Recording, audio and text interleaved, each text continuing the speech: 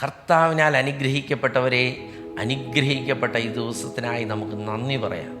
കർത്താവ് എന്നെ വിളിച്ചിരിക്കുന്നത് ജീവങ്കലിൽ നിന്ന് അടുത്ത നിലയിൽ.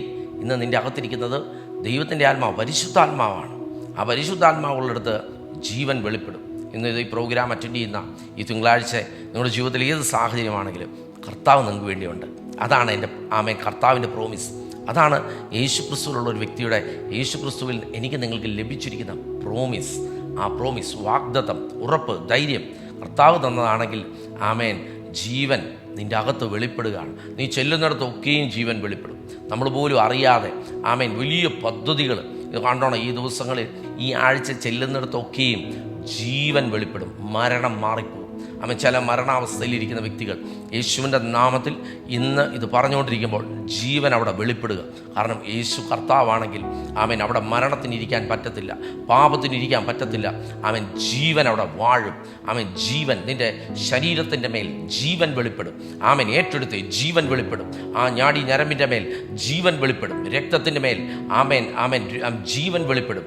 അസ്ഥികളുടെ മേൽ ജീവൻ വെളിപ്പെടും. തലമുറയുടെ മേൽ ജീവൻ വെളിപ്പെടും. ജോലിക്കകത്ത് ജീവൻ വെളിപ്പെടും. ഒന്ന് വിളിച്ചു പറഞ്ഞേ, ഏതെല്ലാം സാഹചര്യമാണോ നിനക്ക് അസാധ്യമെന്ന് പറഞ്ഞിരിക്കുന്നത്, അവിടെ പറഞ്ഞേ യേശുവിൻ്റെ ജീവൻ, പരിശുദ്ധാത്മാവിൻ്റെ ജീവൻ, ലൈഫ് നിൻ്റെ അകത്ത് വെളിപ്പെടുക തന്നെ ചെയ്യും.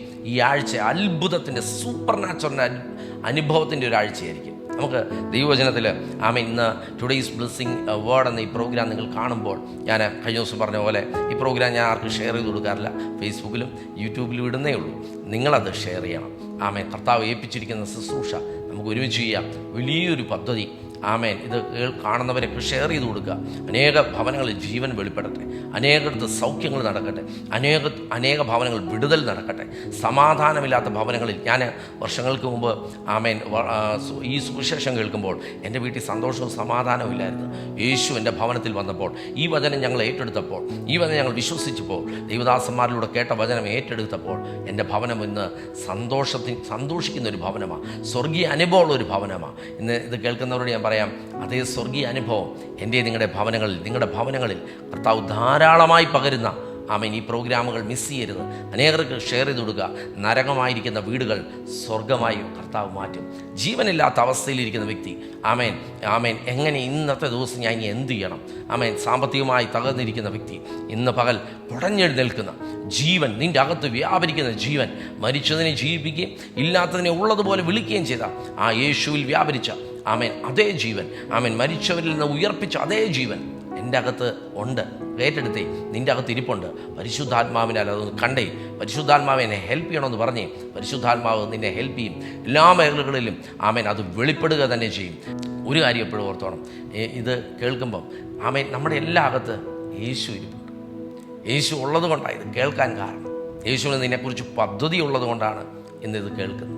എനിക്കൊരു ഉറപ്പുണ്ട്, ഈ പ്രോഗ്രാമിലൂടെ നിങ്ങളിത് കേൾക്കുമ്പോൾ ഇത് എവിടെയെല്ലാം ചെല്ലുമോ അവിടെയെല്ലാം യേശു ക്രിസ്തുവിലുള്ള സമാധാനം വെളിപ്പെടും. ഇന്ന് ഇത് പറയുമ്പോൾ ഒന്ന് വിശ്വസിച്ചേ, എല്ലാ മേഖലകളിലും സമാധാനം വെളിപ്പെടും. ഒരു കാര്യം ഓർത്തോളം, പിശാചുണ്ട്. പിശാച് നമുക്കെതിരെ പല ട്രിക്കുകൾ എടുക്കും. പക്ഷേ യേശു പിശാചിനെ പരാജയപ്പെടുത്തിയവനാണ്. അപ്പം ഇന്ന് എൻ്റെ യേശു എൻ്റെ അകത്തായിരിക്കുന്നത്.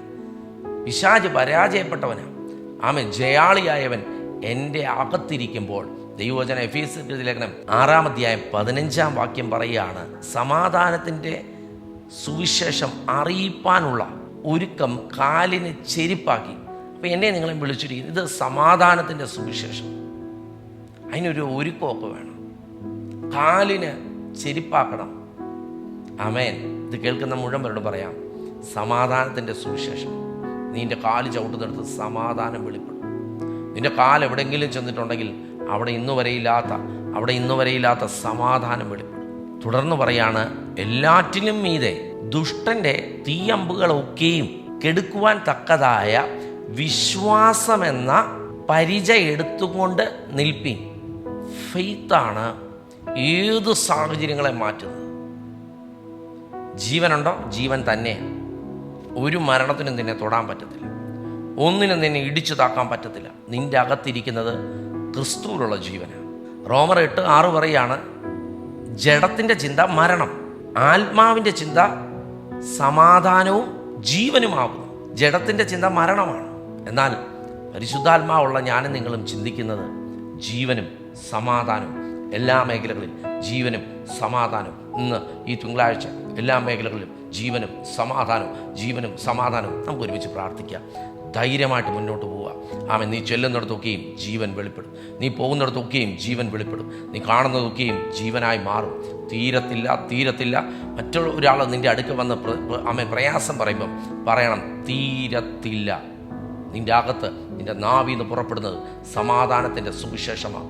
ആമേൻ. ആ ചെരുപ്പിട്ട നീ ചെല്ലുന്നിടത്തൊക്കെയും പറയുന്ന വാക്കിൻ്റെ അകത്തൊക്കെയും സൃഷ്ടിപ്പ് സംഭവിക്കും. കർത്താവെ നന്ദിയോടെ സ്തുതിക്കുന്നു. ഈ തിങ്കളാഴ്ച ഇത്രത്തോളം കർത്താവ് നടത്തി, കഴിഞ്ഞ ഒരാഴ്ചക്കാലം നടത്തി. പുതിയൊരാഴ്ചയിലേക്ക് ഞങ്ങൾ എൻ്റർ ചെയ്യുമ്പോൾ കർത്താവെ ഞങ്ങളുടെ ജീവിതത്തിൽ എല്ലാ മേഖലകളിലും ആ സ്വാതന്ത്ര്യം അനുഭവിക്കുവാൻ, ക്രിസ്തുവുള്ള സ്വാതന്ത്ര്യം യേശുവിൻ്റെ നാമത്തിൽ ആമേൻ. ജീവൻ എല്ലാ മേഖലകളിലും വെളിപ്പെടട്ടെ.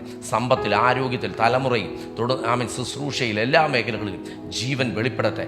ഇവർ പോലും അറിയാത്ത നിലയിൽ ആമേൻ കർത്താവിൻ്റെ മാന്യത എല്ലാ മേഖലകളിലും വെളിപ്പെടട്ടെ. കർത്താവ് അത് ചെയ്തതിനായി സ്തോത്രം. ഈ ആഴ്ച ജീവൻ വെളിപ്പെടുന്ന എല്ലാ മേഖലകളും ജയത്തോടെ നടത്തുന്ന പിശാച് നീ തോറ്റവന്, ഞങ്ങൾ ജയാളിയാണ്, എന്നിലുള്ളവൻ ജയാളിയാണ്. കർത്താവ് നടത്തുന്ന വിധങ്ങൾക്കായി നന്ദി.